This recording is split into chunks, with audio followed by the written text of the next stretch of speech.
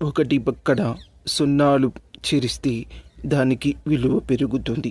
అలాగే మనిషి ఎన్ని సంపదలు, ఎన్ని సిరులు సంపాదించిన నిజ జీవితంలో భగవంతుడు అనే పదాన్ని తీసుకురాకపోయినా, భగవంతుడి గురించి ధ్యానించకపోయినా అతనికి విలువ తగ్గే అవకాశం ఉంటుంది. అందుకే గొప్ప గొప్ప ధనవంతులు కూడా అప్పుడప్పుడు గుడికి వెళ్ళి వారికి తోచిన దానాది కర్మలు చేస్తూ ఉంటారు.